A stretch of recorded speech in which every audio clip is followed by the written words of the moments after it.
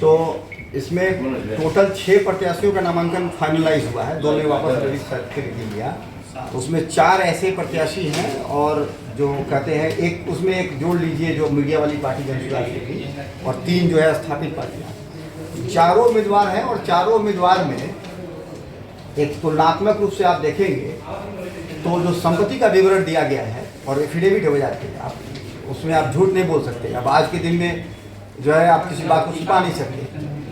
तो उसमें देखेंगे कि संपत्ति के मामले में सबसे जो है मैं निचले वाले लाइन पे खड़ा हूँ चारों में। तो एक चीज़ है कि पूरे 35 सालों के जो पिछली बात होती है एक राजनीतिक विरासत का, तो वही एक राजनीतिक विरासत है जिसको हम लोग लेके आगे बढ़ रहे हैं और जिसमें गलत तरीके से एक पाई भी अर्जित किया गया धन नहीं है। और इसका वजह है कि हमारा जो विरासत में जो हमको धन मिला, जो हमारे परिवार को, उसमें भी भयंकर इरोजन हुआ और हम लोग काफ़ी अब जो है लैंड के भी अगर पर्सपेक्टिव में देखें तो 1-1.5 एकड़ ज़मीन का रिकॉर्ड्स है हमारे पास। बस यही है हमारे पास उपलब्ध साथ। तो इस पर भी हम चाहेंगे मीडिया बंधु कि वो रिपोर्ट निकालें कि किस प्रत्याशी के पास क्या है, ज़मीन क्या है, संपत्ति क्या है, ताकि लोगों के बीच में जाए कि तुलनात्मक रूप से कौन लोग हैं जो राजनीति में रहते हुए धन अर्जित करते हैं और कौन लोग हैं जो राजनीति में इतने लंबे समय रहने के बाद भी जो अपने निजी धन का व्यय करके और लोगों की सेवा में लगे हुए हैं। सर ये कहना था कि आज से जो भी प्रत्याशी हैं, जो 4 हैं, 4 में से कुछ हैं तो जो आज से 8 साल 10 साल पहले उनकी जो संपत्ति थी और आज के डेट में है, भावार्थ वो था क्या कि उनकी संपत्ति देख लीजिए। हम उसमें तो कुछ नहीं कह रहे हैं कि 10 साल पहले उनका क्या था, देख लीजिए। लेकिन मेरा यह है कि मैं बाकियों का तो नहीं जानता, लेकिन यहाँ के वो भाजपा नेता हैं जो पूर्व विधायक थे, उनके भी खतियान 10 साल नहीं 25 साल 50 साल पहले वाला देख लीजिए और हमारा भी खतियान देख लीजिए।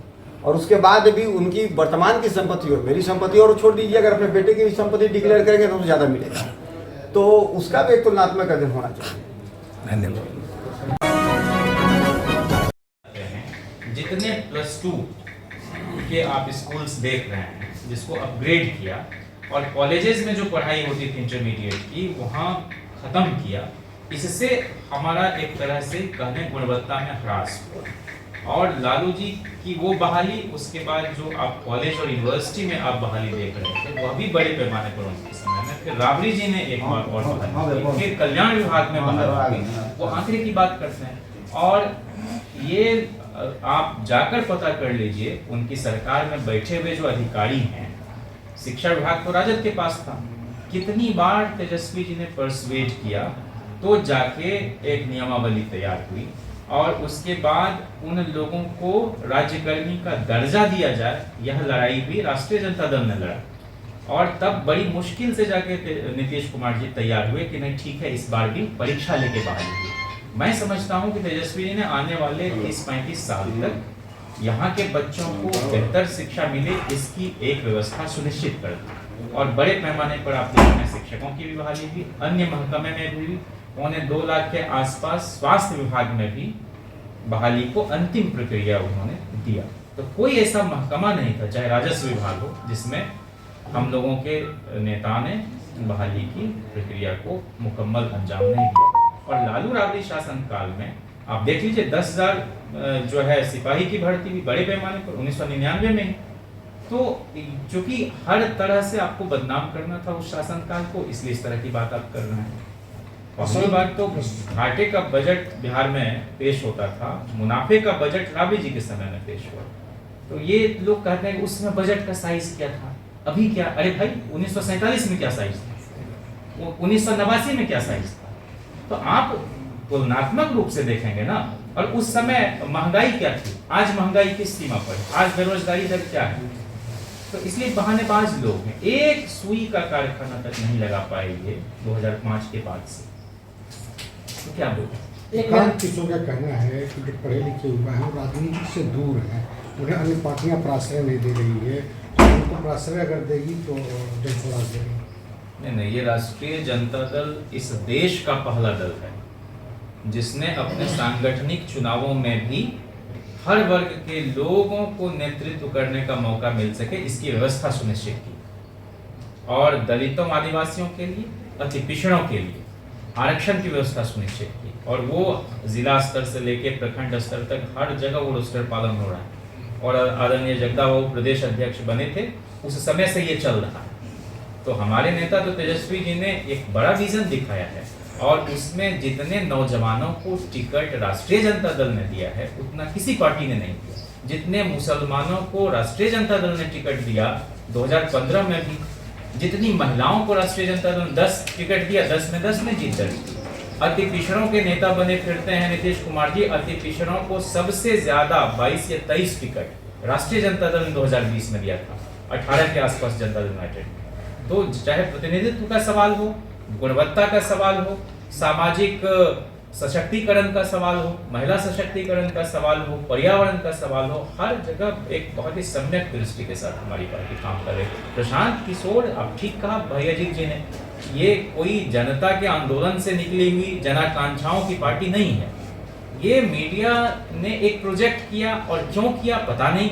उतना पैसा भी हम लोगों के पास नहीं है भाई, कहाँ से पैसा आया है, क्यों नहीं इसकी जांच होती है, कौन लोग इसको फंड करने वाले लोग हैं। ये तो नरेंद्र मोदी के लिए काम करते थे, बाद में जगह जगह काम कर रहे हैं, इनके पैर में चक्र लगा हुआ है, एक जगह स्थिर नहीं रह सकते।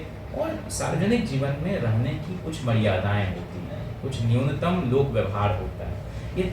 ये तेजस्वी जी लालू जी को छोड़कर किन्हीं के बारे में कुछ बोलते ही नहीं। नीतीश कुमार पर कुछ नहीं, कहेंगे मेरे पिता तुल्य हैं।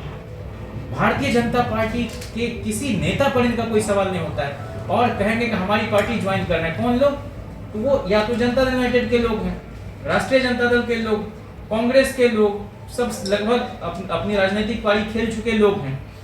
भारतीय जनता पार्टी के लोग क्यों नहीं पार्टी ज्वाइन कर रहे हैं? क्यों? उन्हीं का एक विस्तार एक्सटेंशन है ये जनसुराज। ऐसा लग रहा है सर क्या कि ये बीजेपी की बी टीम है, जिसका नाम ऐसा लग नहीं रहा, ऐसा लोग बोल रहे हैं, हमको बोलने की जरूरत ही नहीं है। आपने देखा है दुनिया भर में कहीं भी तनख्वाह पर कोई राजनीतिक पार्टी का कार्यकर्ता और पदाधिकारी काम करी तो दरमाहा बांध दिया है गांव-गांव में। तो ये हमारे पॉलिटिकल कल्चर को एक तरह से डिफाइन कर रहे हैं, उसको एक तरह से कलुषित कर रहे हैं, और आम लोगों के पहुंच से राजनीति दूर चली जाएगी। गिरिराज सिंह कह रहे हैं कि हमारे हिंदू स्वाभिमान यात्रा के दौरान तेजस्वी यादव दंगा करना चाहते हैं। ये इससे ज्यादा मैंने फालतू और बिना माथा लगाए हुए कोई बयान दे सकता है? वो कह रहे हैं हम हिंदू स्वाभिमानी। हिंदू स्वाभिमानी कब नहीं था?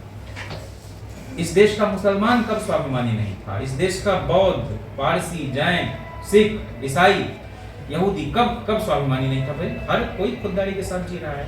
तो ये खुद एक हीन भावना के शिकार व्यक्ति हैं, जिनके हर तरह की गतिविधि से खुद इनकी पार्टी के प्रदेश अध्यक्ष ने किनारा कर दिया। और ये विचित्र पार्टी है, ये चिरकुटों की पार्टी है, जहां इनके अपने ही एक सांसद के किसी तरह की हरकत के बारे में खुद पार्टी को नहीं पता। ऐसा कहीं देखा? ये भाजपा और आरएसएस के 10 मुंह हैं, और ये नरेंद्र मोदी का समर्थन हासिल है इस आदमी को, क्योंकि इस तरह के लोगों को ही प्रोन्नति मिलती उस पार्टी में। और तेजस्वी जी ने बतौर नेता प्रतिपक्ष अपनी संवैधानिक जिम्मेदारी का निर्वहन किया है, यह आश्वासन देके, भरोसा देके कि हम हैं, हमारी पार्टी है, हमारे रहते हुए कोई किसी को उंगली नहीं दिखा सकता है, बिहार का आम आवाम सुरक्षित है, और हम उसकी सुरक्षा के लिए जो कुछ भी राजनीतिक काम हो सकता है हम करेंगे बतौर। मेरा एक आखिरी सवाल है, एनडीए के नेताओं का ये आरोप है कि राजद एक कुनबे की पार्टी है, और वो इसलिए कि उस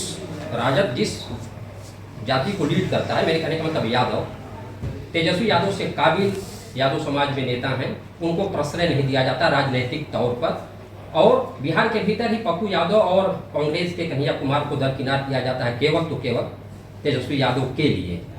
अब इसका कोई आधार नहीं। हम लोगों की पार्टी जब सत्ता में आई और जनता दल जब सत्ता में आई थी, और लालू जी के कैबिनेट के पूरे रूप रंग आकार को आप देख लेंगे तो उस समय 28 अगड़ी जाति के विधायक जीत के आए थे, 28 में 18 को मंत्री बनाया, 12 मुसलमान जीत के आए, 8 को बनाया मंत्री, 22 दलित जीत के आए, 11 को मंत्री बनाया, 2 आदिवासी जीत के आए, दोनों को मंत्री बनाया, 63 अति पिछड़े समाज के लोग जीत के आए, 31 को मंत्री बनाया। तो हम लोगों के नेता तो हमेशा से सर्व समाज का प्रतिनिधित्व करते रहे हैं, और किसी के साथ अन्याय नहीं हो इसको सुनिश्चित करने का काम करते रहे हैं। चाहे बीपीएससी के चेयरमैन को आप देख लीजिए, एक तरफ से अलग अलग समाज के लोग दिखेंगे। और जहां तक कहें एक कुनबे की पार्टी, अरे हम लोगों को सबका समर्थन हासिल है। अब कोई अगर दलित, पिछड़ा, अकलियत समाज का आदमी सबसे ज्यादा मोहब्बत और समर्थन इस पार्टी को दे रहा था, क्या चाहते हैं कि हम गांधी मैदान के चारों कोने पर माइक लगा के कहें कि आप लोग हमको वोट नहीं दीजिए? मतलब ये तो विचित्र बात होगी। कौन ऐसा समाज का हिस्सा है जो राष्ट्रीय जनता दल को वोट नहीं करता है? मैं ये जानना चाहता हूँ। आज की तारीख में हमारे राज्यसभा के मेंबर्स को भी देखेंगे, वो तो पार्टी तय करती है। विधान परिषद के सदस्यों की सामाजिक पृष्ठभूमि देखेंगे तब आप देख लेंगे, सबको प्रतिनिधित्व है। एक तो इसी इलाके को अशोक पांडे को भी एमएलसी बनाया गया। मुन्नी रजक, ये तो डॉक्टर लोहिया और उपेंद्र नाथ वर्मा ने जिस भगवती देवी को देखा पत्थर तोड़ते हुए और उस जमाने में टिकट दिया, 77 में भी एमएलए हुई, 90 में भी, और उसके बाद जो है उनको 96 में जनता दल के राष्ट्रीय अध्यक्ष थे लालू जी, उनको लड़ाया लोकसभा का चुनाव।